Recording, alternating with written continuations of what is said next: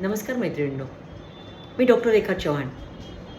आपल्याशी महिला आरक्षणाच्या बाबतीमध्ये थोडासा संवाद साधायची माझी इच्छा आहे. कारण जी काही 2-3 दिवसापासून सोशल मीडियावर धूम चालू आहे की काँग्रेस कशी महिलांच्या विरोधात आहे आणि जे ते म्हणजे असं बोलतात आहे, म्हणजे धांदांत खोटं पण रेटून बोलतो म्हणतात ना, अगदी म्हणजे सो कॉल मंत्री संत्री सगळं धांदांत खोटं बोलत आहेत.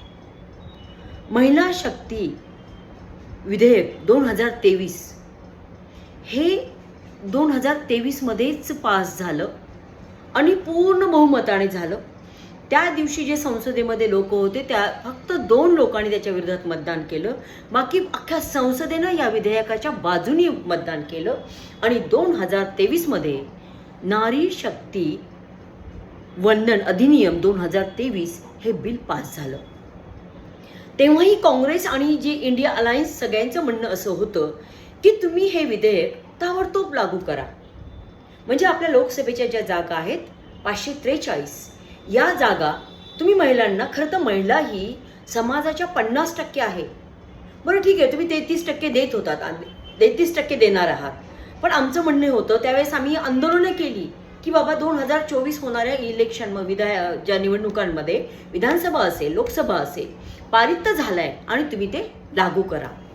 पण तेव्हा तुम्ही असं कारण दिलं की जातीगत जनगणना व्हायची होती, डिलिमिटेशन करावं लागणार होतं आणि त्याच्यानंतर आम्ही ते करू आणि 2029 पासून ते विधेयक लागू करू.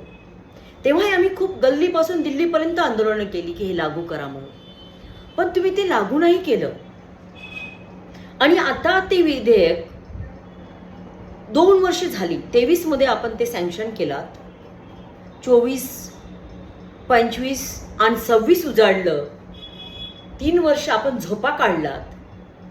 आता पश्चिम बंगाल, केरळ राज्याचे निवडणुका आहेत.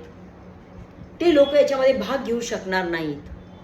किंवा तुमचा अजेंडा तुम्हाला जरी वाटत असेल, मांजरी जर डोळे बंद करून दूध पित असेल, फक्त मांजरीला दिसत नाही हो, सगळ्या लोकांना दिसतं, सगळ्या जगाला दिसतं ते. त्यामुळे त्या भ्रमात तुम्ही राहू नका. काँग्रेसचा इतिहास सगळ्यांना माहिती आहे. आजचा इतिहास नाही आहे. स्वातंत्र्य संग्रामामध्ये पुरुषांच्या खांद्याला खांदा लावून महिलांनी काँग्रेसच्या सोबत स्वातंत्र्य युद्धामध्ये काम केलंय. मोतीलाल नेहरू पासूनची हिस्ट्री आहे, 1918 पासूनची हिस्ट्री आहे की महिलांना न्याय देण्याचा सतत काँग्रेसने प्रयत्न केला. काँग्रेसचे पूर्व प्रधानमंत्री स्वर्गीय राजीवजी गांधींनी 1993 मध्ये स्थानिक स्वराज्य संस्थांमध्ये काँग्रेसला महिलांना आरक्षण द्यायचं म्हणून बिल मांडलं असताना त्याच्या विरोधात काम करणारे कोण लोक होती? बीजेपीचे अडवाणीजी, अटल बिहारी वाजपेयीजी, आपणच होतात ना. विसरली, हिस्ट्री विसरत नसते. तुम्हाला वाटत असेल हिस्ट्री विसरते, हिस्ट्री विसरत नसते. आम्ही महिलांनी हे सगळं लक्षात ठेवलंय. आज महाराष्ट्रामध्ये 15 लाख महिला स्थानिक स्वराज्य संस्थांमध्ये, कुणी महापौर आहे, कुणी जिल्हा परिषदेचे अध्यक्ष आहे, नगरसेवक आहे, सरपंच आहेत गावगावच्या. महिला आहेत ती फक्त आणि फक्त काँग्रेसची देण आहे. आणि त्या महिला पण जेव्हा असे व्हिडिओ करतायत ना, लाज वाटते की जरा तरी अभ्यास करून या ना. काल जे संसदेत घडलं ते महिला आरक्षण बिलाच्या बाबतीत नव्हतं, तर ते होतं मतदारसंघाची पुनर्रचना, डिलिमिटेशन. 2023 ला पास झालेलं बिल 2021-22 ला आपण खरं तर जनगणना जातीनिहाय करायला हवी होती, पण आपण जातीनिहाय जनगणना केली नाही. आणि आता जनगणना चालू आहे. 6 महिन्यामध्ये जनगणना पूर्ण होईल जातीनिहाय. म्हणजे जे काही आरक्षण, महिला आरक्षण लागू होईल त्या आरक्षणाचा लाभ SC असेल, ST असेल, OBC असेल, सगळ्या महिलांना मिळेल ना. फक्त प्रतिष्ठित सो कॉल जे काही महिला आहेत त्याच महिलांना तुम्हाला द्यायचंय का? बरं, तुम्हाला महिलांना द्यायचंच नाही हा माझा आरोप आहे. तुम्ही जनगणना 6 महिने थांबला नाही, 3 वर्ष झोपा काढलात आणि आता नेमकं पश्चिम बंगाल आणि केरला ही अशी राज्य आहे जिथं तुम्हाला पाय ठेवायला जागा नाहीये. त्यांची इलेक्शन चालू असताना आपण हे विधेयक आणलात आणि तुम्हाला माहित होतं की या ज्या पुनर्रचनेला विरोध होणार आहे. हे बिल पास होणार नाही, पण आपल्याला फक्त प्रोपगंडा करायचा होता, महिलांचा हत्यार म्हणून वापर करायचा होता. त्याच्यासाठी तुम्ही अट्टहास घातला, विशेष 3 दिवसाचे अधिवेशन बोलवलं. आणि ते कसं आहे की ते बिल मंजूर तर होणार नाही माहीतच होतं. 7:35ला बिल रिजेक्ट झालं आणि 7:45 आपले बॅनर बिनर सगळं रेडी असताना आपण संसदेच्या पायऱ्यावर बसून आंदोलन करत होता. बघतीये हो जनता उघड्या डोळ्यांनी.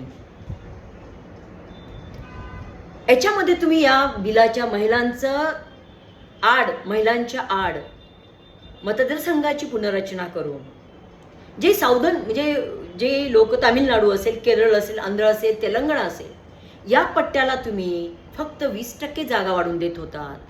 पूर्व उत्तर जो पट्टा आहे, जसं की उत्तर प्रदेश आहे, बिहार आहे, MP आहे, राजस्थान आहे, यांना तुम्ही 40% जागा वाढून दिलात. समजतं आम्हाला तुमचं काय पॉलिटिक्स आहे ते. तुम्ही चाणक्य नाही आहात. राजकारण करणारी हे सगळं अभ्यास करतो. आणि त्या ठिकाणी तुम्ही अशी व्यवस्था करत होतात की इथून पुढे भविष्यामध्ये आम्हाला ही 5 राज्य जरी मिळाली तरी आम्ही कायम BJP सत्तेवर राहिली असती, याची तरतूद या मतदारसंघ पुनर्रचनेमध्ये होतं. आणि हे विरोधकांना तुमचा हा जो कावा आहे, हा तुमचा डाव आहे, हा लक्षात आला आणि सगळ्यांनी मिळून 131वी जी दुरुस्ती आहे, घटना दुरुस्ती, ती तुम्हाला त्याच्यावर त्या विरोधात लोकांनी मतदान केलं आणि एका प्रकारे देश आणि संविधान वाचवलं आहे. जी साऊथची राज्य आहेत ती राज्य सगळी शिकलेली आहेत त्या मानाने, आणि त्यांनी आपली लोकसंख्या पण कंट्रोल केली आहे. तुम्ही जी पुनर्रचना करत होतात ती पुनर्रचना संख्येच्या आधारावर करत होतात आणि त्या संख्येच्या मोजमापामध्ये, मापदंडामध्ये या राज्याला कमी वाटा जात होता. आणि जी राज्य सांप्रदायिकता जोपासतात, जी राज्य तुम्हाला डोक्यावर घेऊन नाचतात सांप्रदायिकतेमुळे, तुमचा हा जो डाव त्यांना कळत नाही, अशा राज्याला आपण जास्त जागा देत होतात. हा डाव आम्ही वेळीच ओळखला, इंडिया आघाडीने वेळीच ओळखला आणि या विरोधात मतदान केलं. ज्यांनी या विधेयकाच्या विरोधात मतदान केलं त्या 230 खासदारांचं मी अभिनंदन करते.